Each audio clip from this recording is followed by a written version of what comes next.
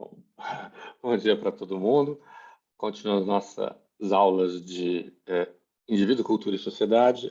Hoje nós vamos discutir o texto de Luiz Roberto Cardoso de Oliveira, Cidadania, Direitos e Diversidade. A descrição completa, a referência completa está na descrição do vídeo. Vamos começar hoje? Vamos então começar com o Rafael. Bom dia. Eu achei que o texto faz bastante sentido.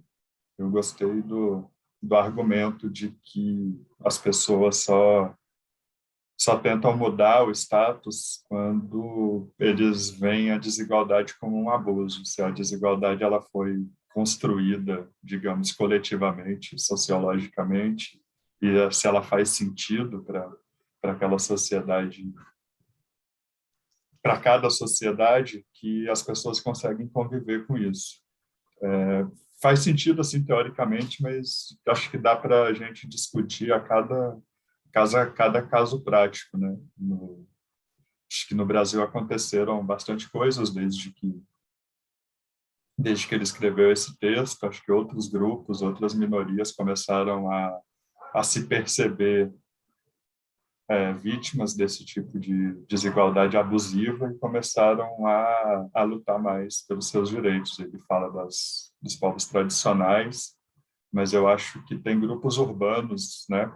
Por exemplo, quando o segurança do mercado matou um cliente negro lá no Rio Grande do Sul, isso criou uma onda aí de protestos no país que trouxe esse debate do racismo, por exemplo, para o primeiro plano.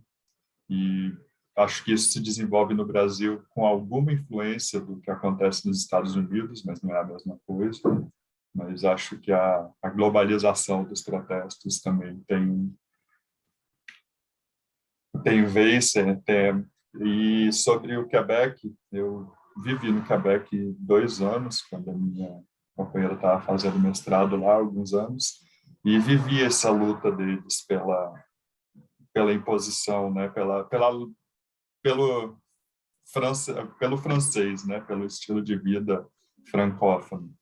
E eles consideram que eles fizeram até uma revolução lá nos anos 60, que eles chamam de Revolução Tranquila, porque não teve porrada, mas que trouxe a Lei 101 aí, o negócio de que os letreiros têm que ser em francês, que todo o atendimento tem que ser em francês, pode até ter em inglês também, mas tem que ter em francês.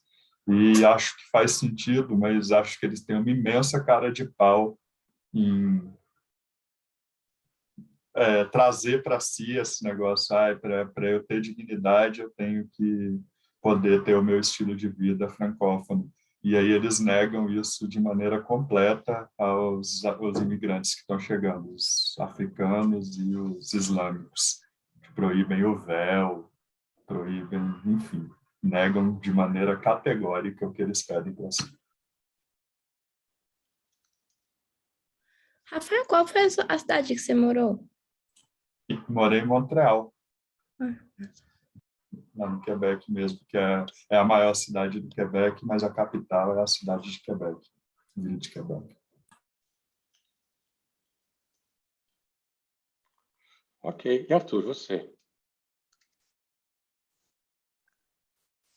Isso eu achei bem legal. Achei o texto, achei bem potente também. Ele, na verdade, eu acho que tipo assim, a minha primeira grande pergunta vai ser o quão universalizável pode ser, né? Porque quanto mais variáveis você vai botando, mais coisa, né? Mais elementos, né? Para pensar isso, né? Porque eu não sei nem o que exatamente perguntar, professor, na real, porque tem tanta coisa que ele fala, assim, porque eu vejo muito como uma relação.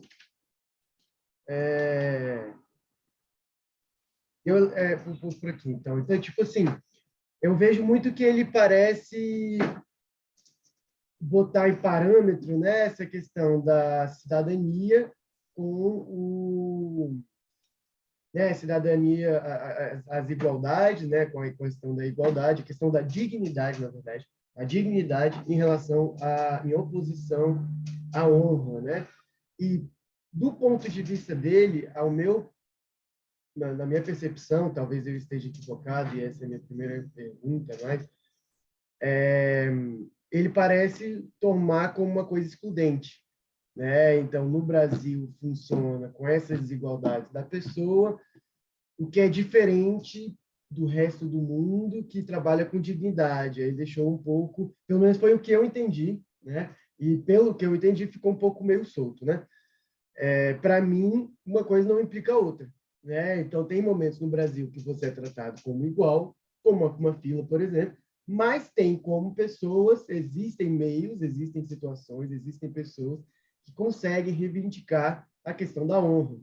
Mas isso não é necessariamente isso. O fato de ter algumas pessoas que vão lá e exigem a honra, ó, sou juiz, posso passar na sua frente, existe os iguais também, né? Existe a questão de dignidade, existe a questão de não vou passar na frente dele, porque ele já está aqui há muito mais tempo que eu, e tudo bem, né? Eu acho que isso é uma coisa interessante, porque eu não acho que seja só no Brasil que a honra, que a questão da pessoa é importante, e eu também não acho que é só no Brasil que a dignidade também existe em relação à honra, né? Eu acho que botar essa coisa dos Estados Unidos como essa coisa, né, de igualdade, igualitarismo, eu também não sei disso aí não, sabe? Tipo assim, tipo, né, parece um pouco idealizar um pouco a cultura, que eu não acho que tem exatamente essa total dignidade, igualdade, né? Na verdade, ele nem coloca exatamente isso, por isso que eu achei um pouco solto. Eu gostaria que você trouxesse, o turno trouxesse isso né, a dignidade ela convive com a honra, né? Porque depois disso, isso me leva ao segundo pensamento, que é o seguinte: aqui está se constituindo um movimento dialético, né? Então, enquanto ali sei lá, um pedaço da massa universal, um indivíduo universal absoluto, né?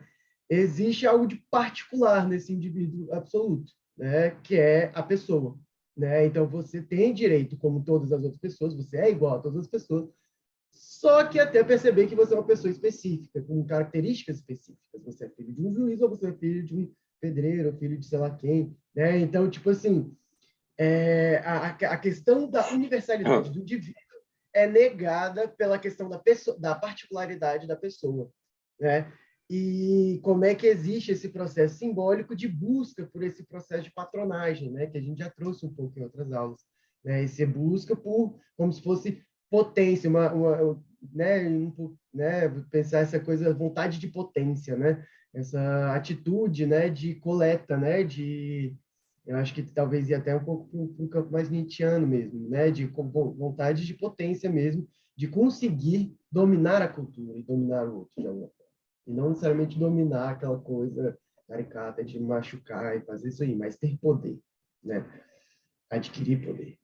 E é por isso que eu sei que na antropologia a gente não gosta de universalizar nada e para a gente filosofia só faz sentido no dado. Então é por isso que eu estou perguntando o que vocês acham, o que você acha, professor, o que todo mundo acha aí no rolê.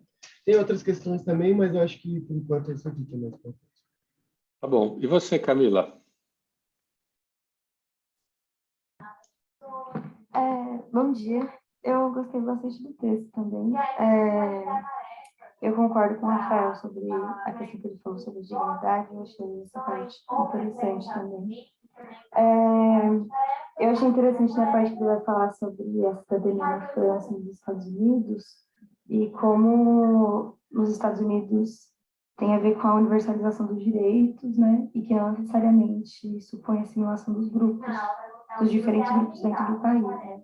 Aí eu lembrei de uma discussão de uma matéria que eu fiz, esse que eu estava fazendo esse semestre, que é a Arte e Cidade, e aí a gente leu um texto da Patrícia, esqueci o sobrenome dela, mas enfim, e do Du Bois, que era sobre a criação da cultura e da arte negra, assim, né? E como lá eles têm bem delimitado essa questão, tipo, dessa questão da igualdade entre todos mais essa divisão cultural, assim. Não sei se bem definido, mas, enfim, no texto era bem claro isso, assim. Que eles queriam igualdade, mas ainda assim tem essa diferença cultural. E a outra parte que que eu achei interessante é que tem uma parte que vai falar que não basta, enfim, eu acho que foi isso, né, que é a desigualdade. Que para que tenha mobilização, é preciso que a desigualdade seja vivida como um abuso, né, e como uma ofensa da dignidade. É isso. Tá bom, obrigado, Camila. E você, Letícia?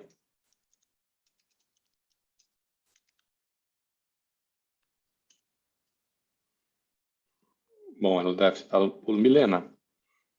Bom dia, professor. Bom Eu gostei dia. muito do texto. Eu achei assim, ele muito importante, a forma como os povos negros e indígenas, a relação desse direito à cidadania são bem diferentes, né? Como o autor conta isso no texto.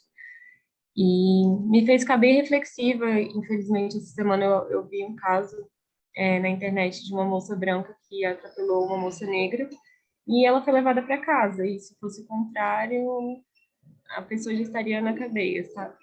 Então, assim, como esses direitos são bem diferentes dependendo da sua raça, né? E etnia. É isso. Tá bom. Letícia, Bom dia. Eu gosto muito desse texto, porque né, eu trabalho com o Luiz Roberto, é base do meu TCC e tal. E eu acho muito que fala muito de regime de cidadania, né? Como a cidadania ela é diferente nos lugares, e dependendo, eu acho que, né, do lugar, alguns como é que chama? Alguns conflitos não fazem sentido, que é o que ele bota lá das cortes dos Estados Unidos, que não faz, eles não entendem a ofensa ao conjunto, é sempre uma coisa pessoal, e aqui no Brasil é mais o contrário, a gente consegue ver mais o conjunto do que o indivíduo. E eu acho que a minha principal contribuição seria essa, eu estou gostando de ver a discussão do texto também. tá bom, obrigado, Letícia. Você, Henrique, Eu achei o texto interessante. Eu acho que essa questão que a Camila falou mais pro final, assim, da fala dela sobre a desigualdade identificada como algo, uma ofensa à dignidade, eu acho muito interessante, ainda mais pensando em outros textos do Luiz Roberto, assim, que ele fala sobre a construção da dignidade a partir de uma relação, né? Até de troca mesmo em si, né? Então, acho que é interessante também a gente ver como que essa dignidade é construída para certas pessoas e como que isso possibilita um tratamento é, mais desigual, eu acho, ou mais igual, talvez. tá legal, obrigado, Henrique. E você, Andrew? Pô, achei legal o texto, é mais simples de entender, né? Acho que tem um pouco a ver também com o texto da última aula, que eu cheguei a ler, mas não cheguei a vir na aula. E interessante essa questão da dignidade que o Rafael colocou aí. Teve uma coisa que eu pensei, assim, por alto lendo o texto, que foi na hora que ele falou do tratamento diferenciado para pessoa, na hora do encarceramento, né? Para pessoas que têm nível superior. E eu fiquei pensando se isso não teria alguma relação com um caso que aconteceu, né? De verdade, quando alguns presos políticos se misturaram com presos comuns na prisão durante a ditadura e acabou dando origem a um novo tipo de organização ali. Se isso também não teria a ver, ou coisa assim, pensando mais fora do texto, assim. E é isso, acho que a gente já entrou nesse assunto, né, da igualdade e desigualdade, assim, como o discurso da igualdade gera muitas vezes desigualdade, né, entre as partes e desigualdade no tratamento. Obrigado, Andrew. E você, Caio? Tá me ouvindo? Pô, Tá, beleza. Não, eu gostei do texto, é curtinho, né? Leitura rápida, assim, e acho que é isso. É completamente de encontro com o que a gente estava lendo antes, né? Quando ele traz esse aspecto da, Aí a palavra da dignidade, a palavra tava me fugindo toda hora, né? A palavra esse aspecto da dignidade, assim, eu fiquei no primeiro momento pensando assim se daria para usar como até um sinônimo de honra, né? Que a gente estava discutindo e tudo, mas acho que tem um aspecto de similaridade, mas que não é a mesma coisa no final das contas, né? Acho que é por aí assim, mas que ajuda a refletir sobre também, né? Assim, e os exemplos que ele usa também são todos os exemplos que a gente está pensando aqui, né? Acho que isso é interessante, assim, esse lance do encarceramento diferenciado. Tem um lance no texto anterior, que é dele mesmo também, né? Se eu não me engano, que é do rapaz que foi preso roubando uma cerveja, né? E aí entra também a diferenciação com o fórum privilegiado, por exemplo, né? No momento das prisões no parlamento, de quem tem cargo. Acho que é um aspecto muito interessante para a gente pensar, e aqui no Brasil é isso, no final das contas, né? Que eu acho que não peguei quem falou antes, desculpa, mas que é, a- é, aqui que foi, desculpa, gente, mas que foi sob o exemplo, né, sob a ótica de se fosse uma pessoa negra, né, atropelando e tudo. Tem o mesmo caso dos indígenas da Praça do Índio, né, que foram queimados na parada, se fosse o contrário. Tem um companheiro nosso também da UNB mesmo, que fazia ciências sociais, que foi atropelado de bicicleta, um menino fazendo um retorno aí em cima da UNB, muito rápido, que inclusive foi defendido pelo escritório de advocacia do Ibanez, né, inclusive, e que foi absolvido esses dias, foi absolvido. Se fosse ao contrário, se fosse o Raul tendo atropelado esse menino que era rico e tudo, o Raul, com todas as condições que ele tinha também, seria outro tipo, né, de julgamento. Eu acho que aqui no Brasil isso reflete muito mais, inclusive, do que em outras sociedades, né, assim. Tem um aspecto muito, assim, daquele, você sabe quem sou eu, né, você sabe com quem você está falando, que entra aí também, que é a respeito do lugar que você se localiza, assim, né, e tudo. E aí teve uma coisa que o Rafael falou que eu achei muito interessante, que morou, né, lá em Quebec e tudo, e essa importação, né, porque também no final das contas é uma importação da cultura francesa, né, que eles querem assumir a cultura francesa como deles e não a cultura inglesa, né, considerando também o genocídio da população indígena que aconteceu no norte da América, né, no Canadá mesmo, o próprio Estado canadense vem reconhecido cada vez mais o extermínio da população indígena que foi feito lá e tudo. Então, tem muito desse aspecto também, né, de como você perpetua uma cultura em cima da outra, uma, uma espécie, né, de forma de viver acima da outra, uma espécie de pensamento em cima da outra. Acho que tem todo um aspecto subjetivo também aí nisso, né? Tá bom, obrigado, Caio. E você, André?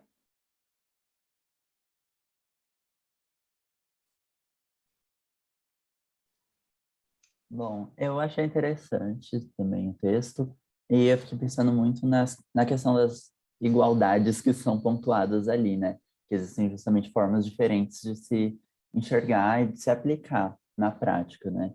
E aí tem, por exemplo, essa igualdade de tipo, todo mundo vai ser igual perante a lei, mas aí eles excluem a questão da singularidade, né, dos grupos. Mas também tem essa outra questão da igualdade que é pontuada de tipo, somos iguais porque nós temos o direito de expressão, né? Justamente dessa cultura e tudo mais. E eu pensei muito que esses exemplos que, por exemplo, o Arthur citou e a Camila também, de conflitos, né? E a questão dos Estados Unidos, né? Muito citado ali em algum ponto do texto, ele cita as revoluções, né?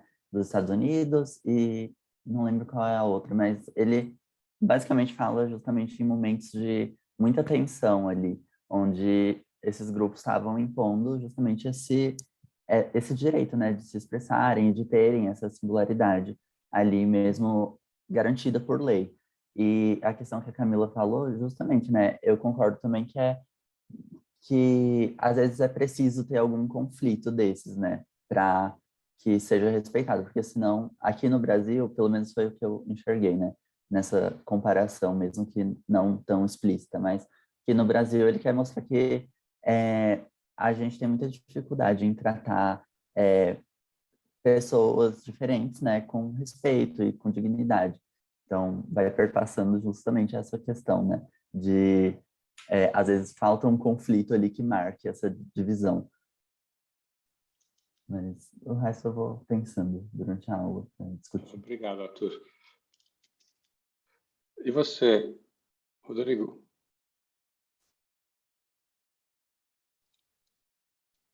Professor, eu infelizmente não consegui ler o texto. Desculpa aí, pessoal, mas eu estou fazendo anotações aqui.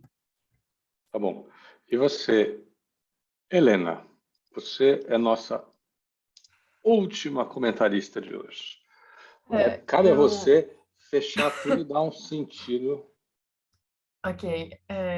Eu gostei muito do texto, né? Ele é o último texto da ementa. E eu acho que você colocou muito bem ele no final da ementa, porque eu acho que ele conversou com tudo que a gente leu e tudo que a gente discutiu, né? Ele fala do da mata, da diferença do público, do privado. Ele traz o exemplo da fila, que aquela aula a gente discutiu muito por conta do texto do Gilberto Velho e do Preto Velho, né? E a gente foi tentando pensar em situações similares e dando sempre exemplos que tinham uma fila. E aí a fila volta aqui, eu acho muito interessante essa questão da fila como expressão do individualismo como valor, né? E eu achei que eu não sei quem, foi a Bia, foi a Beatriz. Ela na última aula, ela falou que o texto estava querendo chegar em algum lugar ainda, e eu acho que o texto da última aula chega nesse, né? Aí ele traz as coisas que a gente discutiu, das duas concepções das tensões entre as duas concepções de igualdade, e mostra como isso se articula, né, dentro das revoluções, Revolução Francesa, Revolução Americana, e as diferenças, né? E uma coisa que eu fiquei me perguntando é por que que, apesar de... Por que que a Revolução Francesa acontece dessa forma, e aí a dignidade é indivisível da igualdade para constituir o plano da cidadania? E eles não conseguem, dessa forma, assimilar as questões multiculturais. E por que que os Estados Unidos conseguem fazer essa divisão cultural e continuar vendo todo mundo como igual? Eu acho que esse é um ponto que fica muito clara a diferença entre os dois. Enfim, ficou esse questionamento. E eu também gostei muito do exemplo que ele trouxe do terceiro estado, para explicar o que ele estava falando, de que a desigualdade não seria um problema em si, o problema era quando ela era vista como abuso, e que aí o terceiro estado se via, né, impedido de subir, isso era agora uma humilhação, e não mais uma divisão de como as coisas deveriam ser. E eu acho que ele fecha o texto muito bem, falando da questão indígena, e colocando que a dificuldade de ouvir e valorizar o outro tá de encontro com a igualdade e tá sendo um respeito da cidadania. Então, eu gostei muito do texto, achei que... também com a questão da prisão, né, de quem tem diploma tem uma prisão diferente. Você comentou isso, tipo, há muito tempo, em várias vezes nas aulas. Então, acho que não só os textos que você deu levaram a gente para cá, mas os comentários que você ia pontuando na aula né, e dando contrários textos que a gente leu. Eu acho que esse foi quando a gente estava falando dessa coisa da rua ser o indivíduo e dentro de casa ser a pessoa, e aí você trouxe esse exemplo da lei, para mostrar que a lei também não é individual. E eu achei que foi muito bom. Eu acho que se esse realmente for o nosso último texto, porque tal, né? É o último texto da ementa, mas eu achei que fechou muito bem. Gostei muito. Ok, obrigado, Helena, pelo elogio. Arthur. Professor, só uma coisinha que a Helena me lembrou enquanto ele está falando, nessa coisa, tipo assim, para mim, só colocando um adeno, né?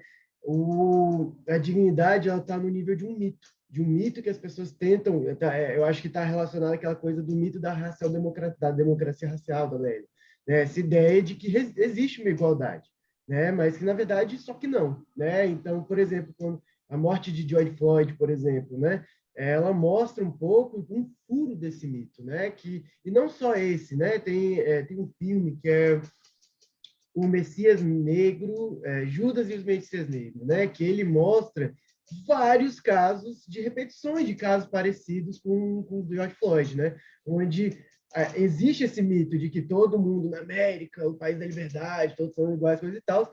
Só que quando uma pessoa negra comete um crime, ela é totalmente tratada diferentemente da pessoa branca, né? E uma prisão especial é só um dos exemplos disso, mas o Floyd, né? Ele acaba sendo um exemplo disso também, né? Então, para mim, o que eu queria colocar é isso: como é que esse mito de uma dignidade igual a todos é furada por atos sociais, né? Exatamente no momento que se rompe esse mito, que se mostra que não é essa verdade. E uma outra pergunta que isso me traz é o seguinte: em que medida a gente não vê resistências para além da infraestrutura, né? A gente só vai ver revoluções como revoluções quando tiver violência. Então, tipo assim, o Tea Party, né, dos Estados Unidos, aquilo foi uma revolução, mas em que medida? Por que foi uma revolução? Porque foi uma expressão de que eles sentiam aquela relação como desigual, né? Então eles foram lá e fizeram uma ruptura.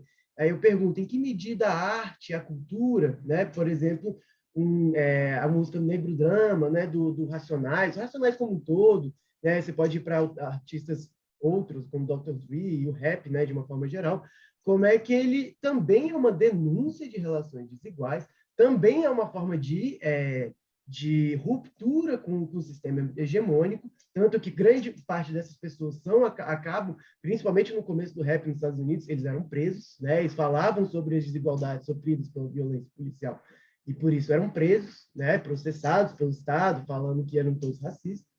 E como é que o discurso contempla isso também, né? O discurso, apesar de produzir um mito, ele também possui seus furos, né? Possui seus tropeços, né? Seus lapsos, no momento em que essa igualdade, no momento, é posto em xeque, né?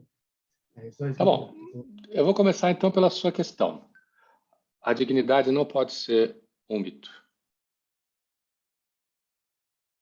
Primeiro, por várias razões. O mito, ele é o resultado... Esse é Lévi-Strauss básico, né? 1.1. O mito, ele é resultado de uma contradição real que o pensamento não consegue resolver.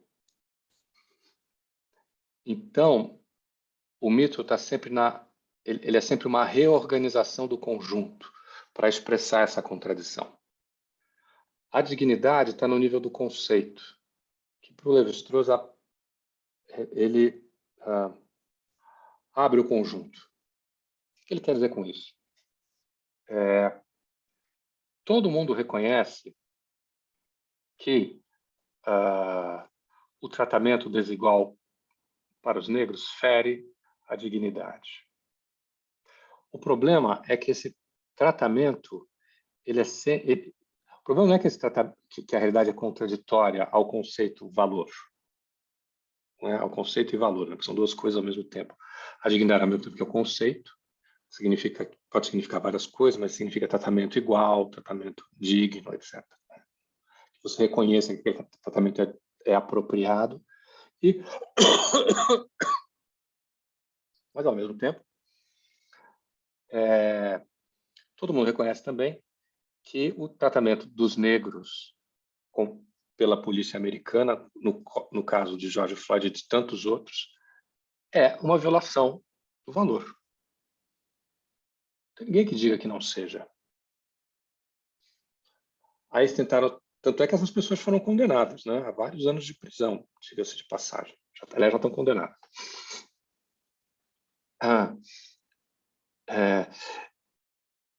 O problema, no caso americano, é que, como eles substancializam o valor,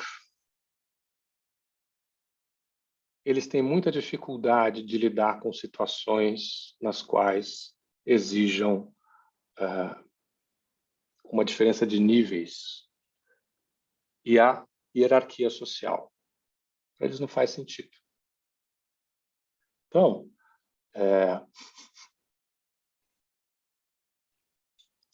e é claro que qualquer ideal é contraditório com a realidade. Sempre. Não existe uma sociedade... Vou citar Durkheim 1.0 para vocês também. Quem opõe uma sociedade ideal a uma sociedade real está opondo abstrações. Nenhuma das duas existe. O que existe é uma sociedade que, ao mesmo tempo que tem práticas que podem ser observáveis, cria para ela mesma um ideal de si própria. Então, toda a sociedade é o que? É a oposição àquilo que ela idealiza de si mesma e aquilo que ela pratica, muitas vezes contrária a essa idealização. Essas duas coisas estão juntas, não tem como se separar. Tudo bem? E você tem toda a razão. Arte e cultura são sempre denúncia, claro. Elas podem... Esse não é o único uso que elas têm, que a arte, né? A arte, a literatura tem. Mas é um dos seus usos, sim.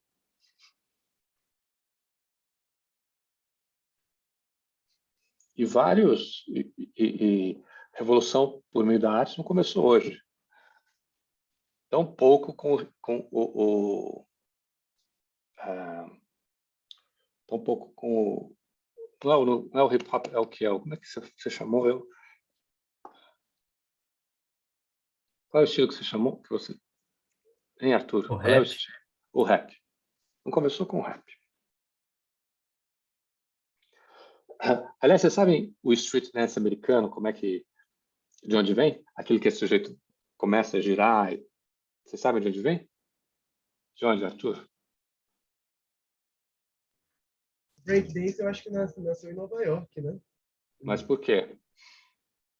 É como um movimento De onde de vem? resistência. Mas é o quê? Tem uma série, inclusive, muito boa, acho que é Breakdown, que é muito boa, que mostra sobre essa época que é dominada por gangues, né? Como Nova York, que começou a nascer movimento de resistência ali também. Pois é, mas tem a ver com a guerra do Vietnã. Aquele negócio que as pessoas giram assim, um helicóptero. Então, era um protesto à guerra também. Então, assim, protestos, ou então... no Brasil é muito diferente. Capoeira no Brasil foi perseguida pelo... E, assim, isso faz parte de toda a sociedade, conflito. Não é só isso também, né? O uso de sutiãs, né? Lembra das primeiras vezes que tiravam os sutiãs? Enfim, assim, sociedade é conflito. Não tem jeito. E sempre você tem coisas... você sempre tem espaços de insatisfação, nenhuma sociedade é perfeitamente organizada, ela se desorganiza, então é conflito, interesses diferentes, preferências diferentes, tem várias coisas de conflito. Eu tô assim numa fase em que, como eu acho que conflito é inerente à sociedade, sociedades diferentes têm conflitos diferentes. Aquilo que é aceitável ou não aceitável é diferente também. E uma coisa que é aceitável no momento deixa de ser no outro.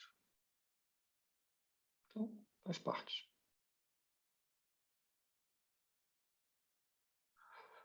Ok? Bom.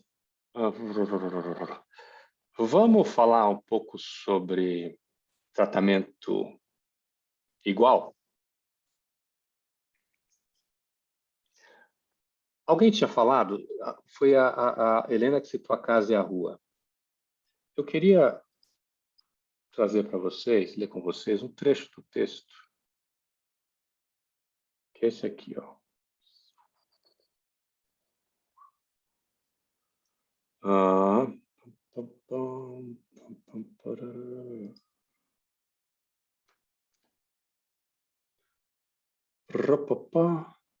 Tá, ele está falando da mata, né? Sobre os coisas. Então, você lê para a gente aqui, por favor, Arthur, tais práticas.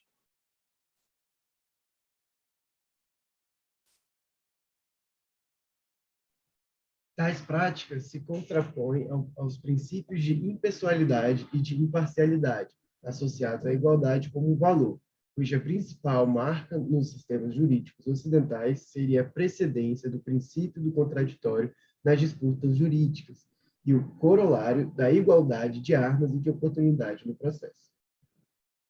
Continua? Por favor.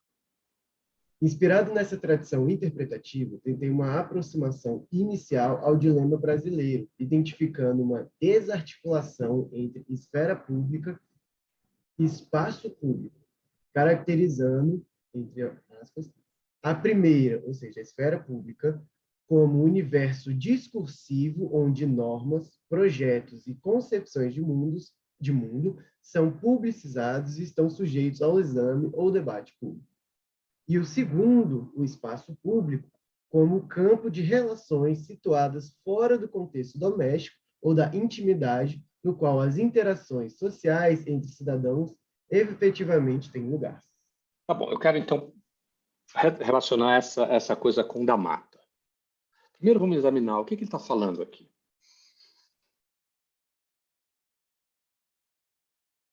Professor, não achei a página. 44.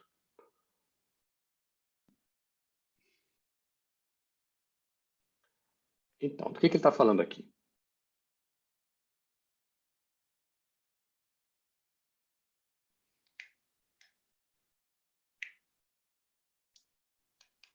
Ele parece estar dando uma nova delimitação para essa relação público e privado, né?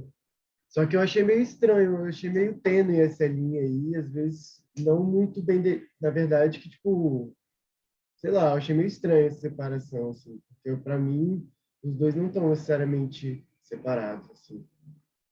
É porque você está pensando em coisas diferentes. Então, olha só. A primeira coisa que ele está... Primeiro, o Luiz está pensando isso, tentando relacionar o caso brasileiro a partir de uma teoria que vem da onde? Vem lá da questão habermasiana, da justificativa, né? A questão da ação comunicativa e das justificativas racionais, ou da racionalidade como justificativa. Depois, a ideia de cidadania, que está muito presente aqui em todos esses textos, que não é que não estava ausente dos outros textos, porque todos eles estavam dialogando com a questão da cidadania. Mas eles não estavam, vamos dizer assim, em primeiro plano. A cidadania não era a categoria analítica a partir da qual você discutia aquele conjunto de dados, embora aquele conjunto de dados estivesse discutindo com a questão, ou a maneira como ele organizava, estava recolocando de formas diferentes a questão da cidadania. Tá. A segunda coisa, tem aí o Luiz ele se apropria de distinções clássicas, né, como a questão do público e do privado, que já estava presente no da Mata também, mas estava reorganizada e já estava presente no Luiz também. Vocês lembram qual era do Aragão? Vamos falar do Aragão. Vocês lembram qual era a tese do Aragão? Ele vai dizer o seguinte: olha, no domínio público não existe uma regra que vá se contrapor à prevalência da família na sociedade brasileira. Então, o que existe é uma exportação daquilo que vem do modelo da família para o domínio público. Ele dá duas dimensões ali. A dimensão do sacrifício, que é em nome da mãe, né? E a dimensão da violência como mando, né? Que é em nome do pai. Ou seja, o pai não estabelece a regra, mas ele age, a regra no sentido de generalizar. Olha, a minha regra é essa. Não, a regra é aquilo que eu quero. Então, você tem uma distinção aí, né? Entre... Ok. No da Mata, repara como estava diferente. Porque o da Mata estava estabelecendo dois domínios, a casa e a rua. Estava lá no texto que a gente leu. A casa, o domínio da pessoalidade, e a rua, o domínio da impessoalidade. da universalidade. O Luiz vai refazer, o Aragão vai refazer essa coisa. Vai dizer o seguinte, olha, como a gente não tem uma regra pública, o que a gente tem é ou a exportação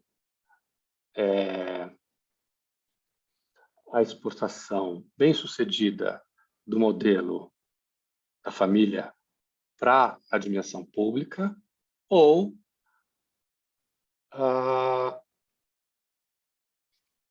a violência, a possibilidade da violência anômica, sem sentido. Né?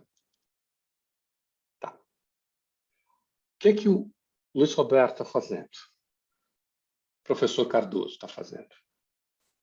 O professor Cardoso, ele está dizendo, quando ele está numa descolação entre esfera pública e espaço público, os dois estão dentro do público. E, portanto, não na família. Certo? Todo mundo foi aí? Não estão na dimensão do privado. Ele vai fazer a distinção entre dois domínios. Né? Primeiro, a esfera pública, que ele vai falar conjunto de justificativas e universo discursivo. E depois as práticas. Mas o que acontece no Brasil? O que acontece é que, vamos assim, o universo discursivo das normas e das práticas e das, vamos assim, das formas legítimas que partem da sociabilidade é completamente diferente.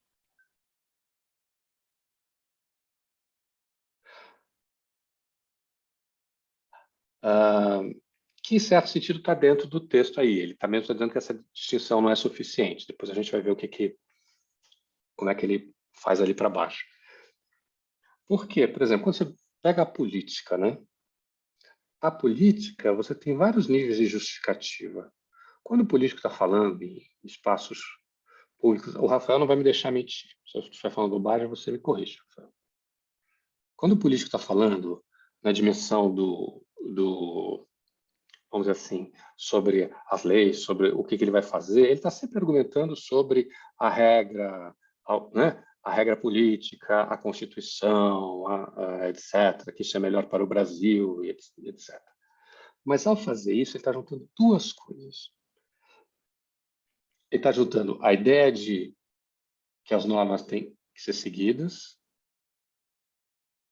e a ideia presente nessas mesmas normas de universalidade de direitos e tratamento igual, com justificativas que vão muito mais na direção de Lembra lá o texto do Elias? Você tem, por um lado, o eu e o nós. Muito do lado do nós do que do eu. Portanto, da universalidade de direitos. E muito mais na dimensão do pertencimento. Que não são, que são contrárias à ideia de individualismo moderno. Então, assim, e depois as práticas, que aí são as práticas que a gente conhece, a fila que fura, né? Aquilo que o da Mata estava falando, olha com quem você está falando. E é importante, o olha com quem você está falando, ele só acontece quando você não é reconhecido como você acha que deve ser reconhecido. Venha cá, deputado, sente-se aqui. Ele não vai falar assim, você sabe com quem você está falando? Ele vai falar quando isso não acontece. Quando ninguém chama ele para sair da fila, né? Agora, vamos lá. Opa. Lê para a gente aqui, num segundo momento. Por favor, Arthur.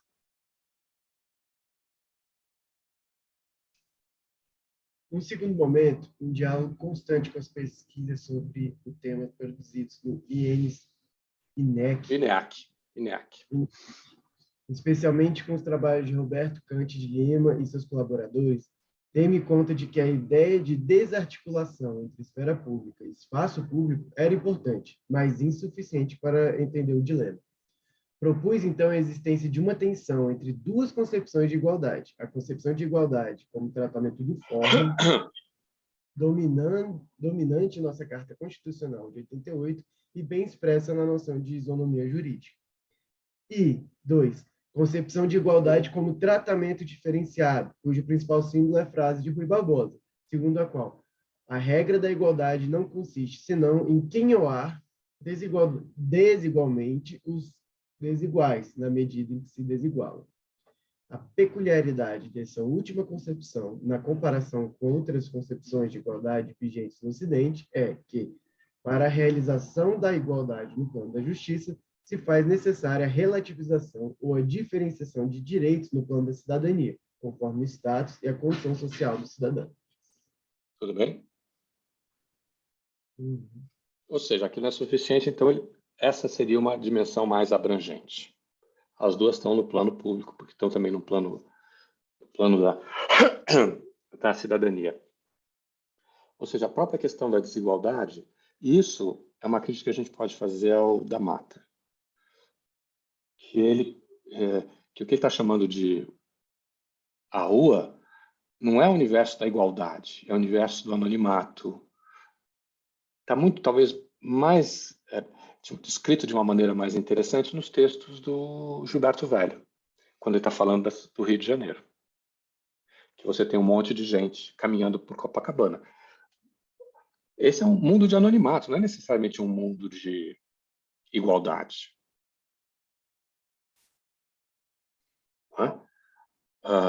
Aí você vai falar, bom, tem uma dimensão igual, na medida que todo mundo não é todo mundo é igual. Ok, mas aí para na fila e você imediatamente constrói um conjunto de diferenças. O guarda que organiza a fila, e como você está falando do preto velho, você tem uma inversão. Enfim, a coisa vai longe. A interpretação vai longe. Mas vocês entendem o que significa o verbo quinhoar?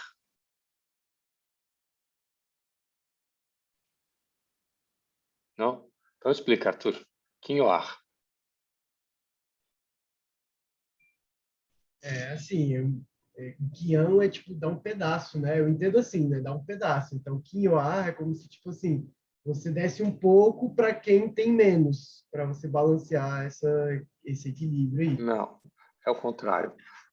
Quinhoar é dividir em partes. Então você tem razão. Então, quinhoar desigualmente os desiguais na medida que se desigualam. Quanto maior o seu valor, mais você recebe. Entendeu? Professor, Fala. aí então eu tenho uma questão, que a gente começou a discutir já na outra aula sobre essa questão dessa proposição de igualdade através da desigualdade do Rui Barbosa, que até fala, a gente comentou que não era bem o que eu pensava que fosse, né? Tipo, é exatamente o contrário. Eu iria na lógica do que o Arthur fala, mas a proposição dele é diferente, é o valor associado à pessoa, então eu vou dar o que é devido ao valor que essa pessoa, em teoria, tem. E aí, por exemplo, aí eu fico pensando toda essa discussão sobre essa questão das igualdades, né, e da insuficiência para entender esses elementos no Brasil.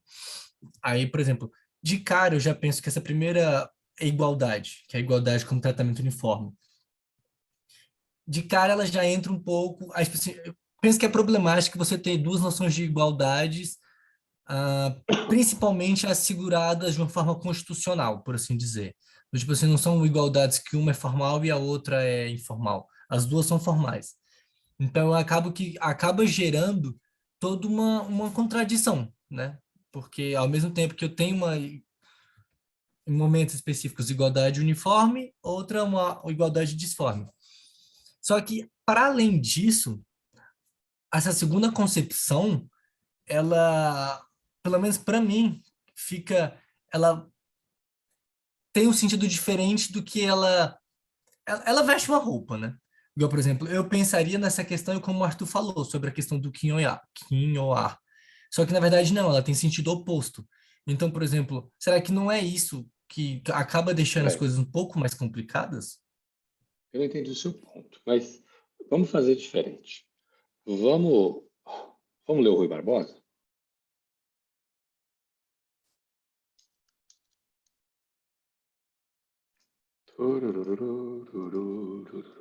E aí vocês me dirão qual é o sentido. Espera aí. Essa aqui.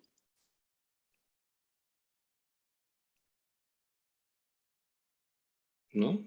Então vamos ver o outro.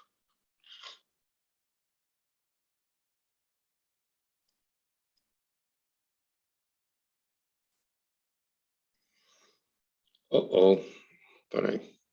Eu tenho esse texto todo.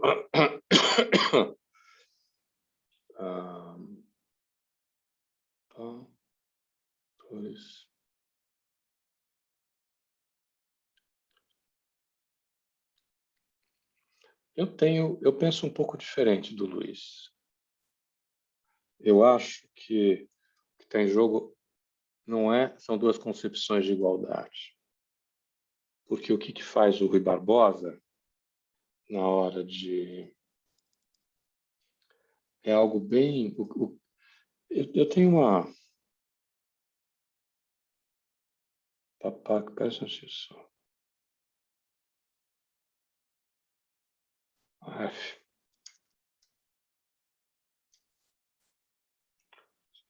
Melhor, pronto, melhor.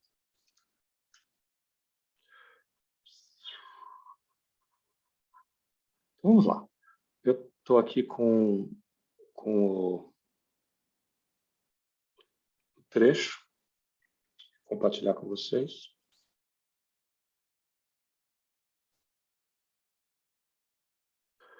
Vamos lá?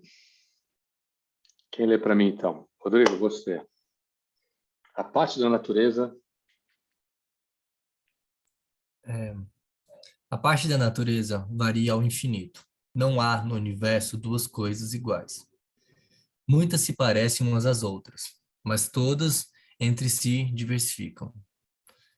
Os ramos de uma árvore, as folhas da mesma planta, os traços da polpa de um dedo humano, as gotas do mesmo fluido, os argueiros do mesmo pó, as raias do espectro de um só raio solar ou estelar. Tudo, assim, desde os astros no céu até os micróbios no sangue, desde as nebulosas no espaço até os aljofares do rócio na relva dos prados. Tá bom. O que ele está fazendo nesse primeiro parágrafo? Diferenciando, né? Colocando que a ideia de... essa inconsistência meio que natural também, né? Na natureza não existe nada idêntico, nada perfeito, não existe essa simetria perfeita, isso não existe. Sim, mas existe aqui um problema lógico, qual é?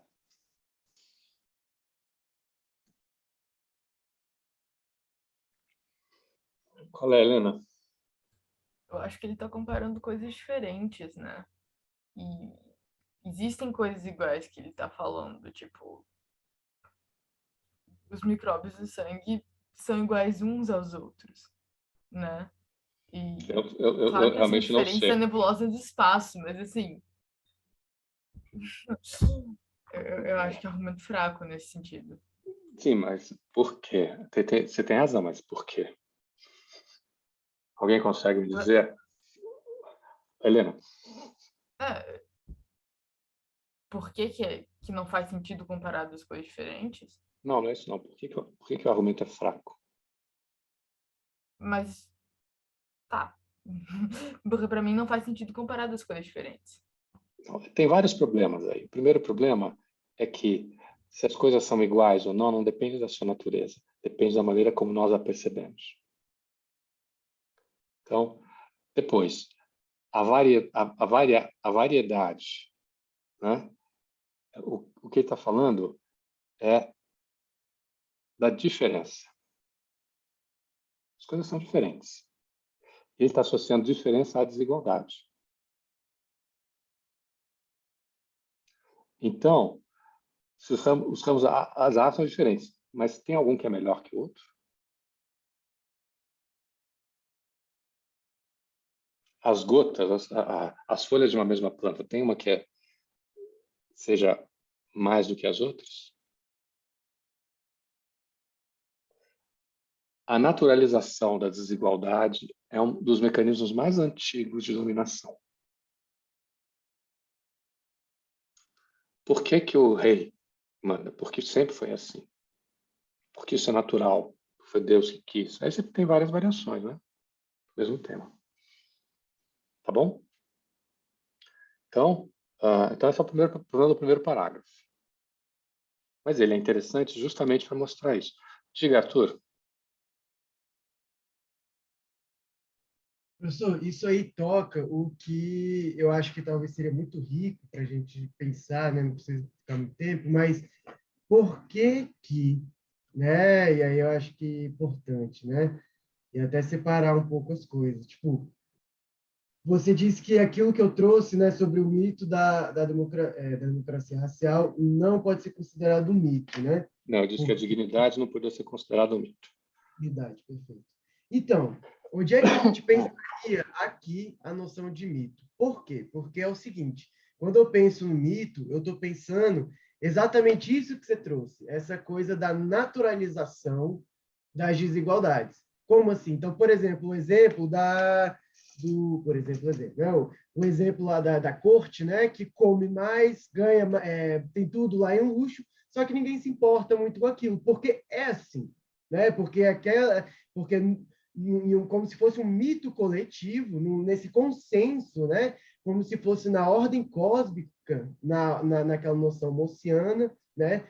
O cosmos distingue que aquela pessoa tem direito para tal. Então, ali, de alguma forma, já naturalizou. E quando eu digo essa noção cósmica, por quê? Porque, assim como aqui no Ocidente, a rainha tem direito a essa tal comida, nas comunidades trobriandesas, você vai ver que não é Cosmogonia ou cosmologia é um sistema de ideias e valores, ok? Uma cosmologia, uma maneira de ver o mundo, não necessariamente é um mito. Ela pode expressar-se em mitos, mas não necessariamente é um mito. Uma cosmogonia é uma cosmologia no qual está ligada à ideia de universo, como o universo é, como o universo é. Aqui, o Barbosa é extremamente cristão. Muitas partes desse texto reproduzem o Evangelho. Eu já não lembro mais qual é. Eu precisava depois ver os meus alfarrábios. Tá? Mas, enfim, vamos continuar. A gente discute mais isso. Rodrigo, continua, por favor. A regra da igualdade não consiste senão em quinhoar desigualmente os desiguais, na medida em que se desigualam. Nessa desigualdade social, proporcionada à desigualdade natural, é que se acha a verdadeira lei da igualdade. O mais são desvarios da inveja, do orgulho ou da loucura. Tratar com desigualdade a iguais ou desiguais com igualdade seria desigualdade flagrante e não igualdade real. Os apetites humanos conceberam inverter a norma universal da criação, pretendendo não dar a cada um na razão do que vale, mas atribuir o mesmo a todos como se todos se equivalessem. Ok. O que ele está dizendo aqui? Ele está dizendo que a gente tem que dar mais para quem tem menos, para equilibrar uma relação assimétrica, ou ele está dizendo que a gente tem que dar mais para quem tem mais valor e menos para quem tem menos valor? Nossa, eu fui enganado minha vida inteira. Pois é que atualmente uma dessas ideias esconde a outra. Então, a minha pergunta vai aí, professor. É nessa própria contradição, porque a contradição da frase dele é porque ele é muito inteligente, mas muito cara de pau, né? Porque ele constrói o argumento dele. Ele sai de uma sociedade escravagista. Esse texto ele foi publicado originalmente. Ele foi lido. Peraí. Vamos ver se eu acho. Não sei se eu tenho essa.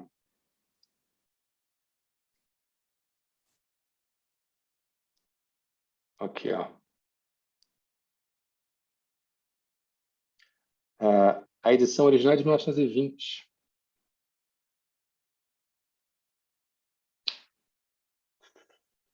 Tudo bem, vou retirar minha fala, mas respeitar a questão do tempo, mas enfim.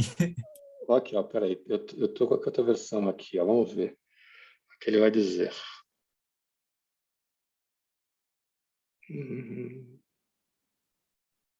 Continuando o Ó, parágrafo aí, ele já coloca umas coisinhas, né? ó, foi, ó. Isso aí era para ser uma... ele era paraninfo da turma de Direito da USP. E esse é o discurso dele. Ele foi lido em 1921 perante a turma de 1920. Ele estava doente, então ele não conseguiu ler. Então uma outra pessoa leu para ele.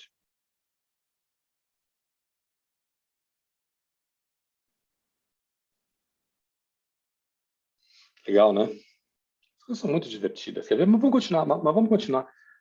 Então ele está saindo de uma sociedade, cara, era uma sociedade que tinha uma constituição liberal, mas o quê? Não faziam quantos anos? 40 anos do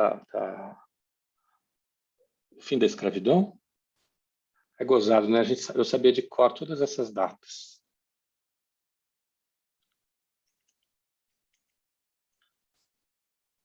Aqui, ó. Da escravidão, o Botafogo foi em 88, né? 1888. Cara, são 32 anos depois do fim da escravidão. O que você acha, que o país é um país igualitário? Mas vamos continuar. Pode continuar? Essa blasfêmia. Esta blasfêmia contra a razão e a fé, contra a civilização e a humanidade, é a filosofia da miséria, proclamada em nome dos direitos do trabalho e, executada, não faria senão inaugurar, em vez da supremacia do trabalho, a organização da miséria. Olha só que interessante. Mas, Trabalho aqui, peraí. Trabalho aqui é o quê? São as relações de classe. Eu não sei se ele tinha lido Marx, não sei. Ele era muito, mas ele certamente conhecia parte dessa bibliografia. Coisa de classe, não foi Marx que inventou, né? Ele levou para a coisa a dimensão. Mas aqui está toda a questão do liberalismo também.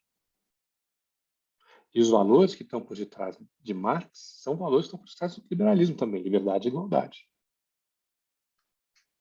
Né? O que é o comunismo? É o espaço de liberdade e de total igualdade. E, portanto, da ausência... Aí tem o coisa. Então, olha só.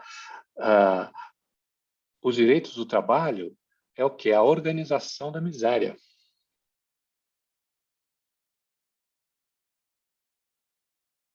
Então, vai lá.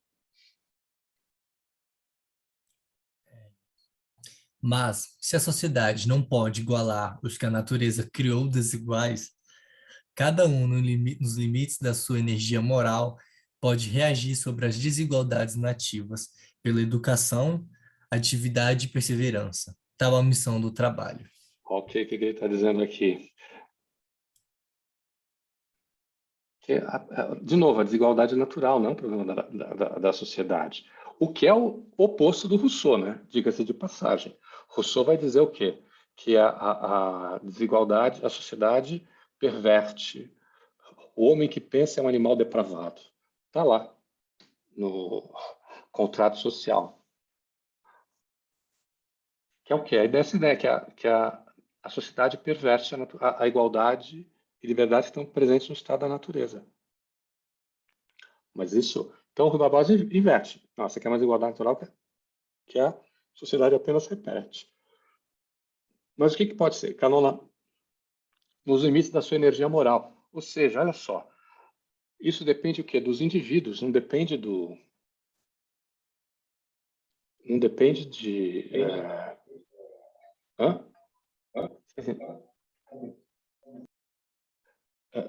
Não depende dos indivíduos, depende o quê? Não depende da sociedade, depende dos indivíduos.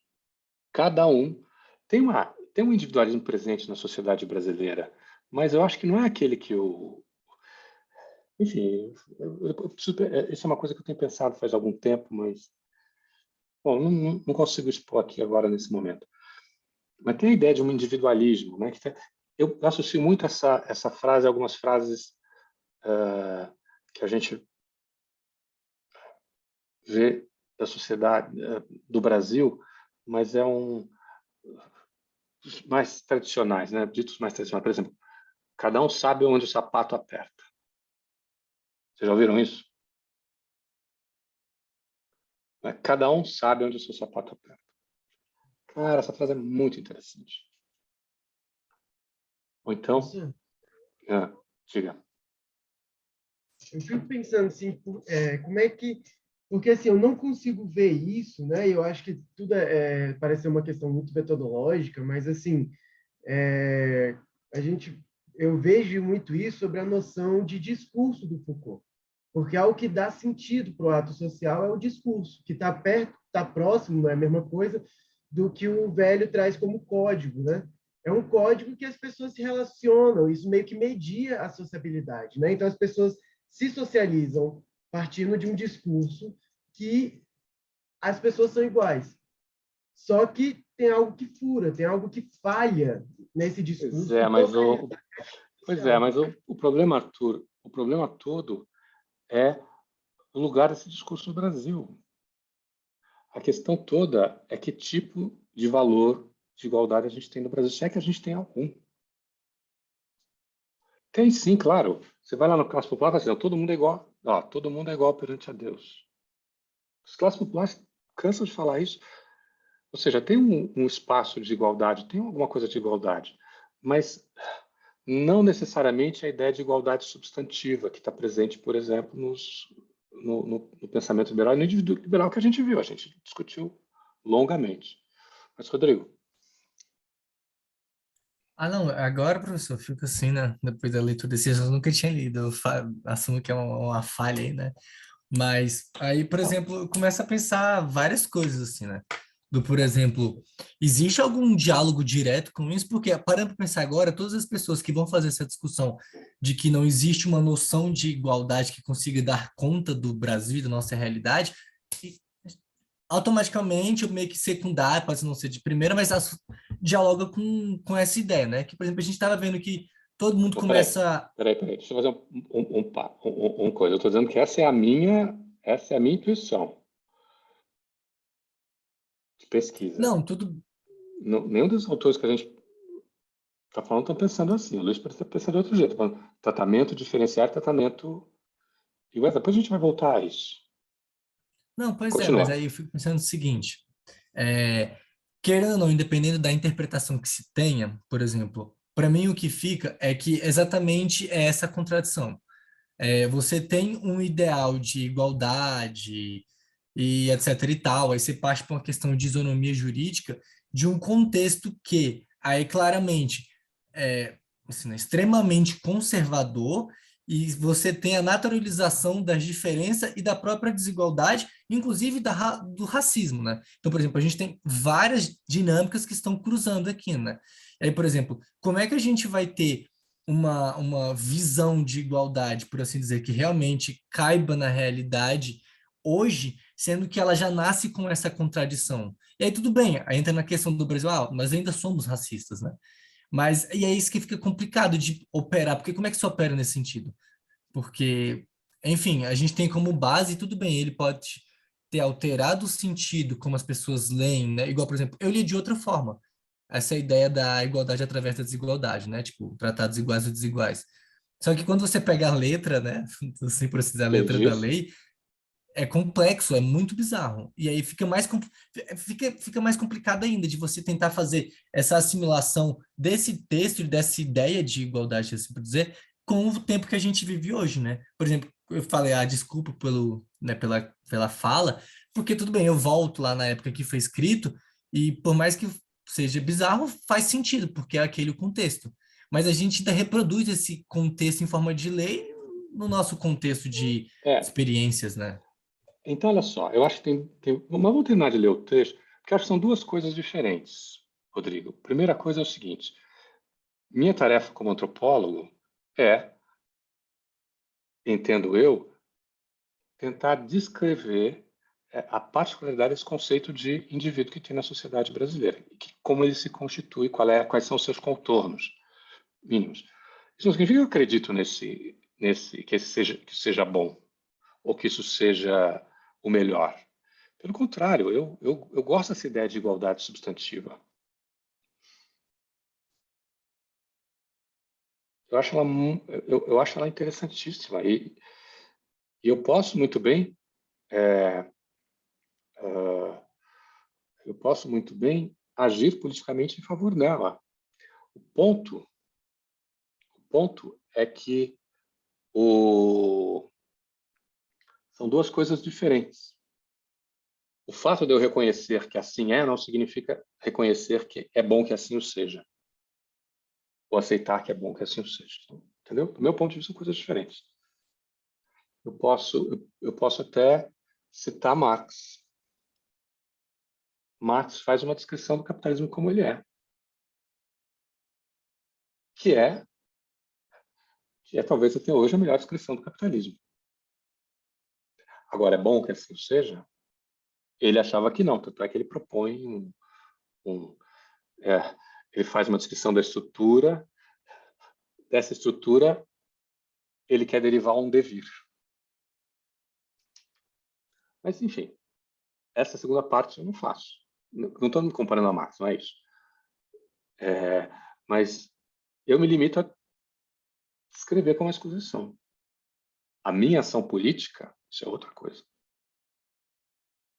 Quer ver? Lê só o que tá no final. Vai fazer mais sentido ainda. Essa dos os portentos em diante? Os portentos de que essa força é capaz, ninguém os calcula. Suas vitórias na reconstituição. Que é o quê? A missão do trabalho. O que é o trabalho? A atividade, a perseverança. É o quê? É a sua educação. É você, no sentido de trabalhar para agregar mais valor em si mesmo. De novo, é uma cultura bacharelesca. Quem é que tem mais valor aqui? São os bacharéis, né? São aqueles que... Não são só eles, mas... O que está falando aqui? Trabalho, educação.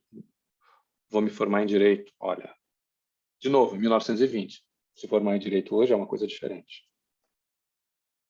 Então vai lá, continua. Suas vitórias na reconstituição da criatura maldatada só se comparam às da hora. Nossa, é mal dotada, é verdade. A criatura mal dotada só se comparam às da oração. Oração e trabalho são os recursos mais poderosos na criação moral do homem. Ok, tá bom. Olha só. Percebe? Ele não está falando nada daquilo que a gente acha que ele está falando hoje. Está falando de outra coisa completamente diferente. Agora, voltando aqui ao... Deixa eu botar de novo o texto do Luiz para vocês verem. Tá, putz. Eu estava aqui, né? Peraí.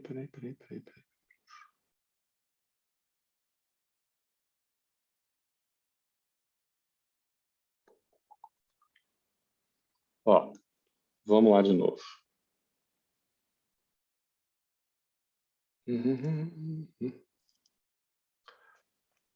Aquele texto que a gente já tinha lido, quando a gente derrubava, estamos voltando, né? Olha, a concepção de igualdade como tratamento uniforme, dominante em nossa Carta Constitucional de 88. É bem expressa pela isonomia jurídica. Não, eu digijo. Por quê? Porque o direito no Brasil, ele não consegue ser... Eu acho que o direito no Brasil funciona a partir de uma lógica de bricolagem. Aliás, eu tenho um texto sobre isso, que eu terminei recentemente, que se vocês quiserem a gente lê na próxima aula, que é Notas Etnográficas sobre Direito como Linguagem, que vai falar exatamente dessas ideias. Então, o que você tem no Brasil? Você tem um plano, que é o plano... Aí vamos usar lá o Foucault. Pensa nisso como vários planos discursivos. Então, você tem um plano discursivo que está na Constituição, que vai dizer todos são iguais perante a lei. Só que quando a gente pensa isso, o que a gente pensa? A gente associa isso às outras constituições e ao significado disso em outros lugares. Brasil e França, ele está colocando aqui. Que embora sejam diferentes, eles têm mais parecido entre si do que com o Brasil, né? Lembra que ele vai falar na frente? A Helena até citou.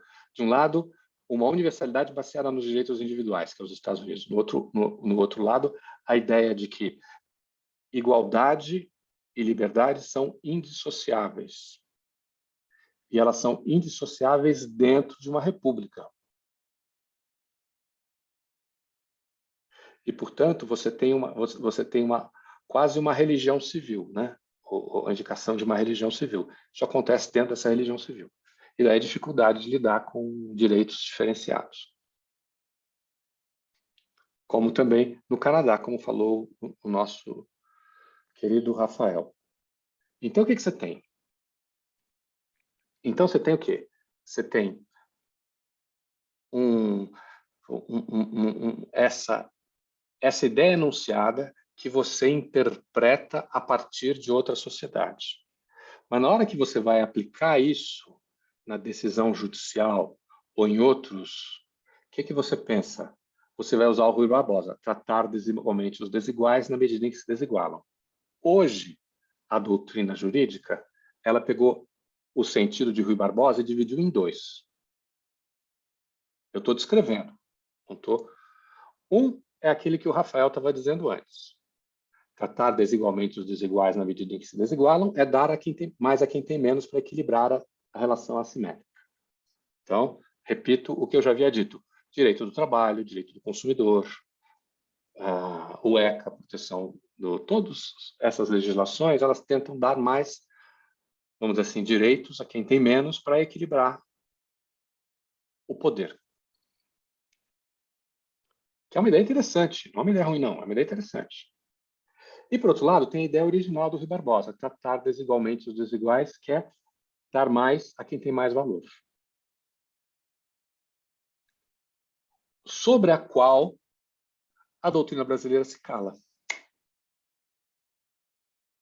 Mas que a jurisprudência continua aplicando.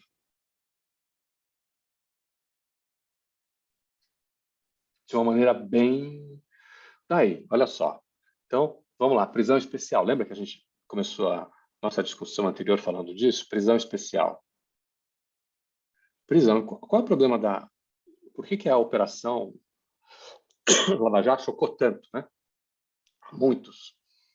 E muitos estão dizendo assim, estão desrespeitando os direitos individuais. Ora, no Brasil, quem está falando de direitos individuais desrespeitados acontece diariamente nos tribunais lá na ponta, quando está se falando de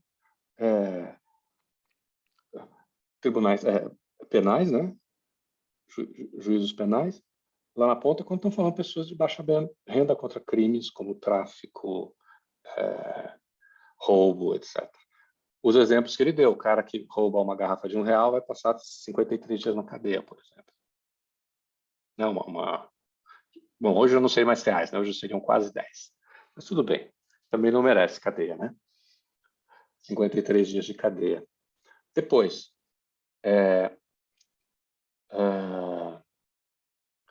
esses instrumentos que estão presentes no nosso cotidiano e que a classe média acredita que o protege, não, lugar de bandido na cadeia mesmo. Fica roubando, que história é essa?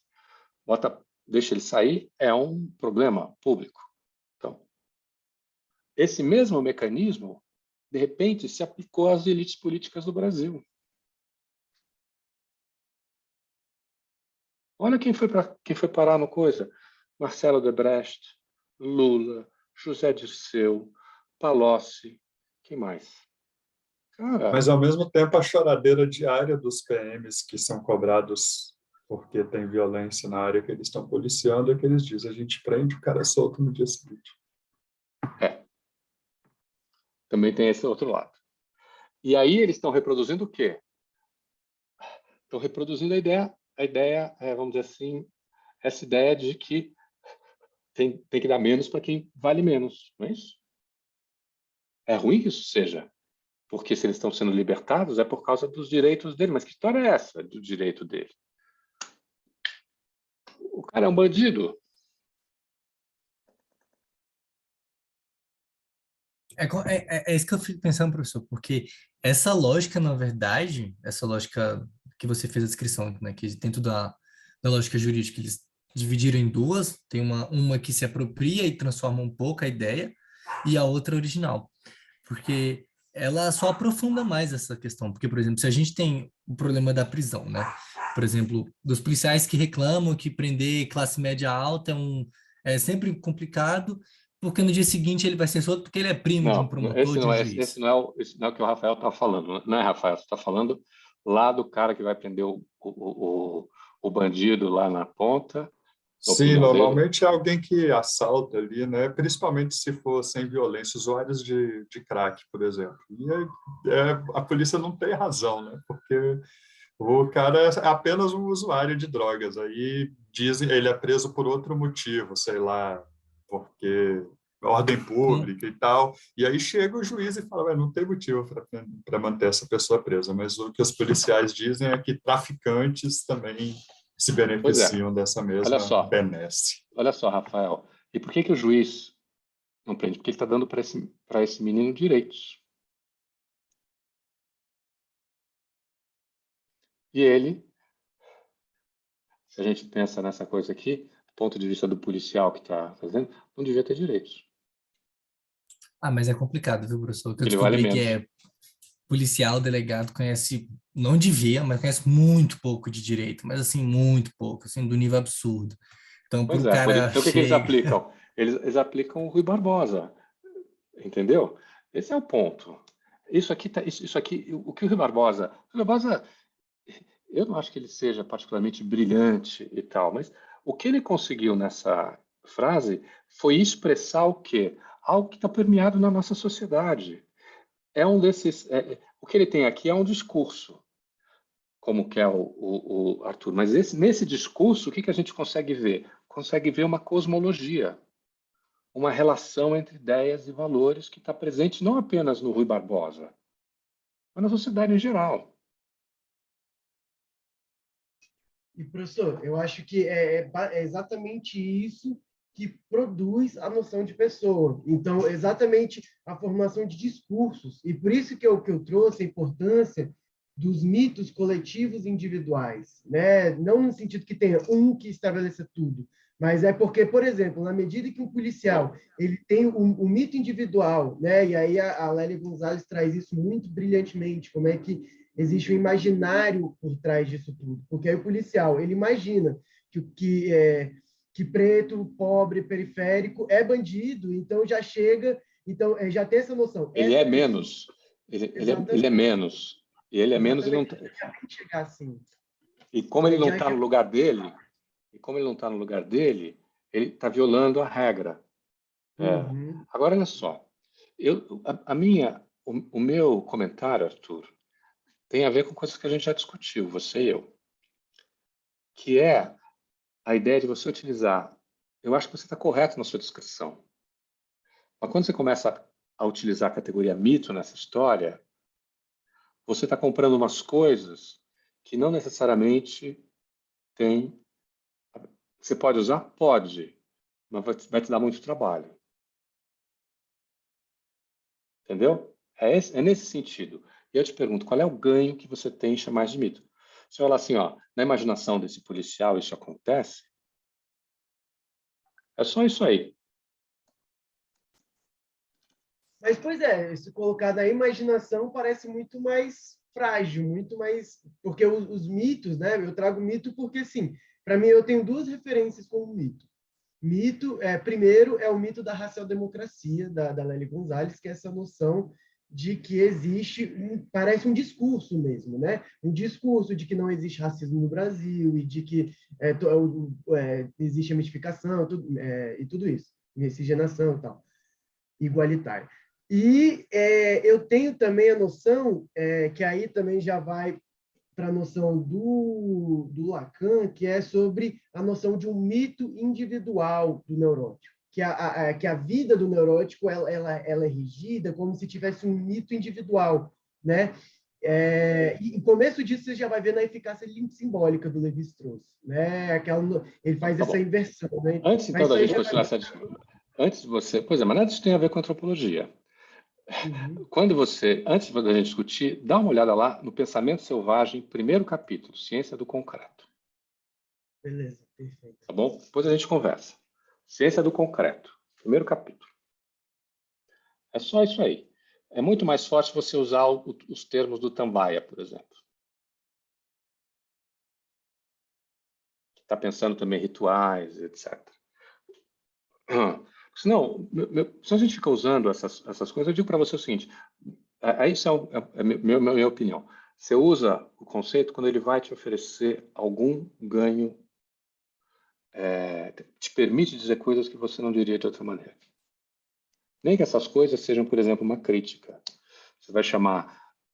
Quando ela está chamando a democracia racial de um mito, o que ela está dizendo não é que... O que ela está dizendo é que não existe no Brasil democracia racial. Portanto, é um mito, que é alguma coisa falsa, que é alguma coisa que esconde, que não é o sentido do mito que tem para a antropologia. Não sei muito não, professor, porque ela traz exatamente essa ideia de uma ilusão cosmológica, tá ligado? E se é uma ilusão, é o quê? Essa ilusão que, tipo assim, não não é é uma nem ilusão, é o quê, Arthur? Ilusão é alguma coisa verdadeira? Ou é alguma coisa que esconde a realidade?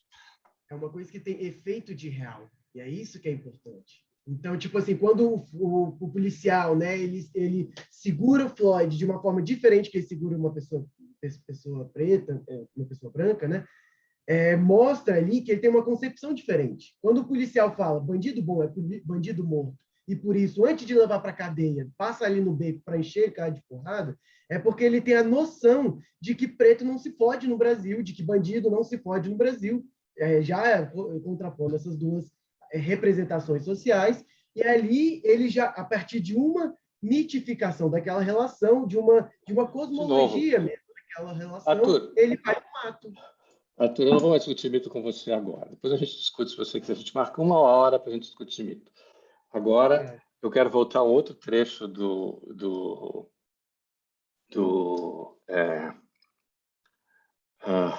aqui, ó.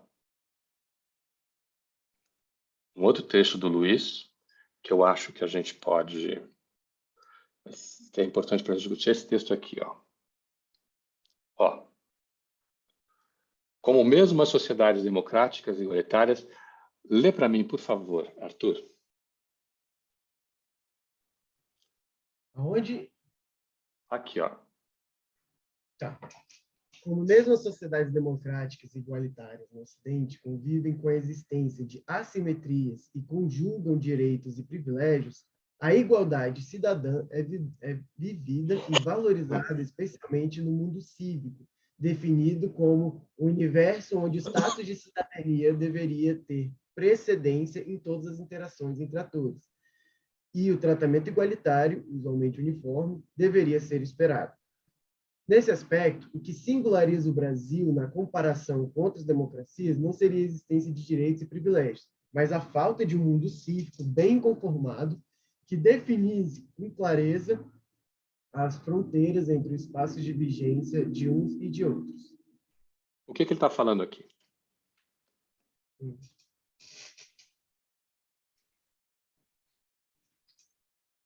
Para mim, ele está falando dessa área cinza que existe, né? Entre onde se aplica uma lógica e onde se aplica outra. E que, para mim, conversa muito com Tarley quando ele fala da licença. É isso. Exatamente isso. Ou seja, nesse mundo, olha só, ele vai falar assim, no mundo cívico, né?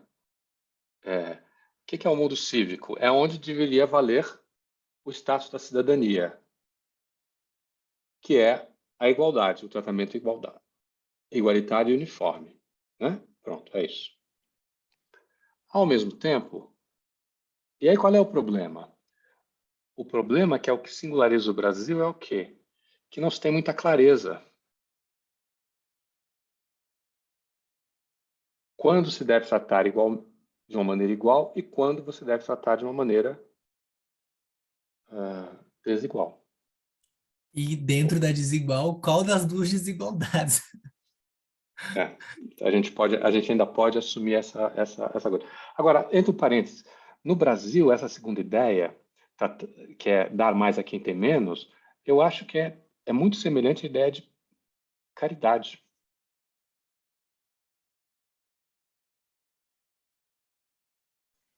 Ou seja, você não concorda muito, né? Ninguém gosta. Quando eu falo isso para os juristas, eles ficam assim meio nervosos comigo. Porque eu acho que pode ter esse caráter, mas pode não ter esse caráter, né? Ok. Eu acho que é isso. Situações onde não pode ser esse caráter. Aí eu teria que pensar, mas eu acho que... Eu acho que vai numa questão ética também, assim, Como ética. Por exemplo, eu penso a questão da caridade, né? Por exemplo, isso seria uma caridade a partir do Estado, né? Porque aí seria só normatizado. Então, as leis estão só descrevendo ali esse processo de caridade que o Estado tem que fazer com a população, que existe um trauma ali, ou uma carência, um déficit de... Tá bom. Eu entendi o Então, seu de certa ponto. forma, o Estado é caridoso. Aí, por exemplo, faz sentido, mas eticamente falando, não sei se é ok, porque é uma obrigação do Estado, tipo, é uma relação, não é uma questão. A caridade tem sei lá, eu penso a caridade como um viés de, não sei, meio religiosa, aí tudo bem, nosso Estado é religioso, então, tipo, faz mais sentido ainda? Faz, que fica mais bizarro? Sim, mas enfim, não sei. É porque a palavra soa estranha. Vamos ler outro texto do Rui Barbosa? Hein? Professor, Vamos? mas os auxílios, Para você acabar acha logo que... com as suas ilusões a respeito do direito brasileiro. Diga, Helena. Tem trecho para isso, hein? Lá embaixo. Desculpa. Os auxílios, se Ok. eles têm o Que caráter, né, auxílios? dos auxílios, tipo Bolsa Família, eu não acho que seja uma coisa que seja... Acho que pode sim ser visto como caridade, mas eu acho que é uma interpretação que, enfim... Sim, mas o Bolsa Família não foi instituído pelo direito brasileiro. Ah, tá. Ok. Tá. Entendi. Então, no âmbito do direito, eu imaginei que você estava falando no âmbito das Não. práticas Não, realizadas em geral. eu acho que tem muito de caridade, sim. Né? Mas que a caridade é uma justificativa substantiva. Eu vou fazer isso pelo outro porque ele está sofrendo. Eu não posso ver o outro sofrer, porque se o outro sofre, eu lembro que eu posso estar no lugar dele e sofrer do mesmo dele. Isso é o princípio da piedade russoniana, que é o fundamento da moralidade para Rousseau. Então, assim, não é uma justificativa. É que a gente, quando pensa em caridade, a gente tem um certo desprezo, né, por esse tipo de piedade, caridade, perdão. A gente acha que isso não é juridicamente. Isso me lembra que o Supremo Tribunal Federal já foi chamado de suplicação, não, Casa da Suplicação, como é que era o nome?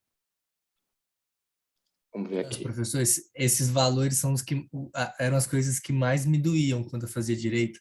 Nossa, eu ficava assim, chega, Casa piava da tudinho assim. Suplicação. Ó, Casa da Suplicação era o Supremo Tribunal de Portugal.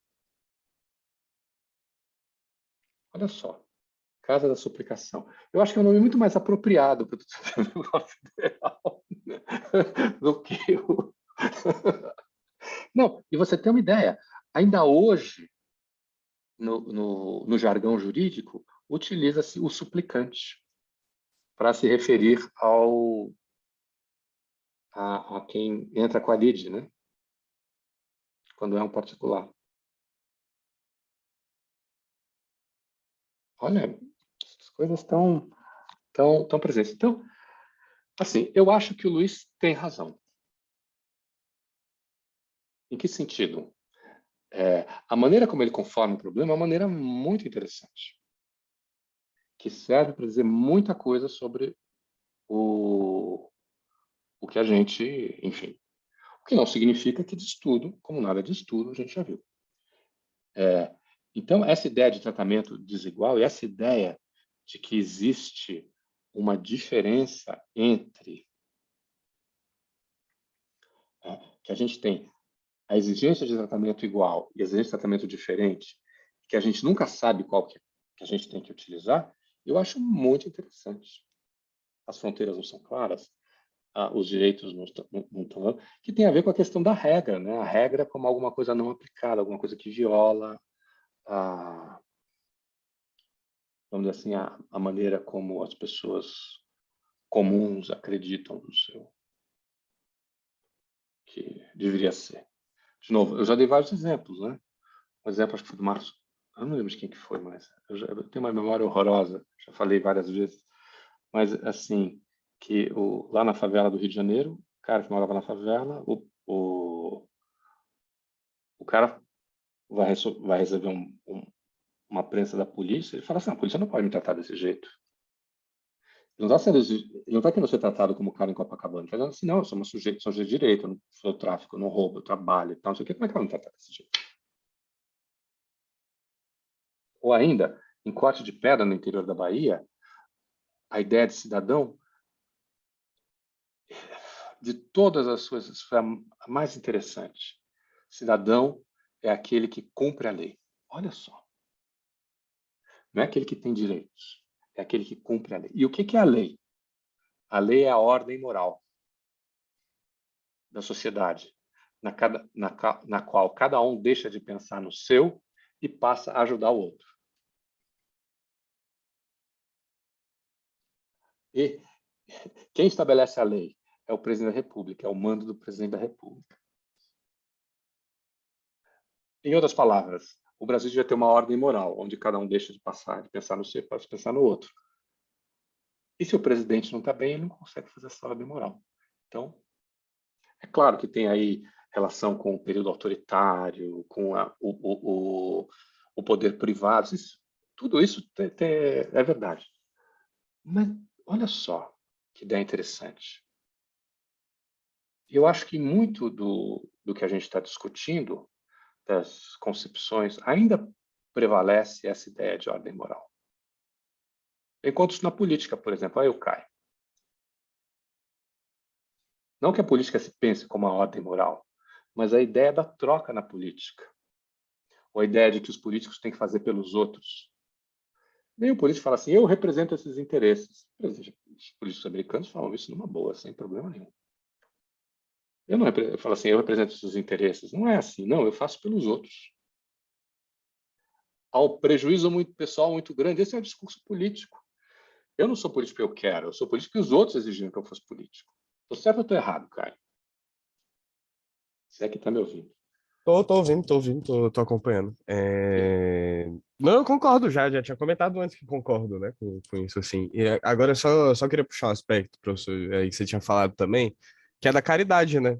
Que eu fiquei refletindo aqui sobre isso. Eu acho que eu concordo com você também, assim, porque no final das contas a gente tem que refletir sobre tudo quando vai falar com isso, né? Sobre qual é o sistema de governo que a gente vive, sobre o que se diz respeito, né, à democracia brasileira, o mito, pegar aí o que o Arthur está usando, né, o mito da democracia também racial, o mito da democracia, do que é de fato a democracia, né, porque a democracia pode entrar num debate muito prolongado assim sobre isso, mas democracia não é de fato o que se pretende, né, igual se diz aqui.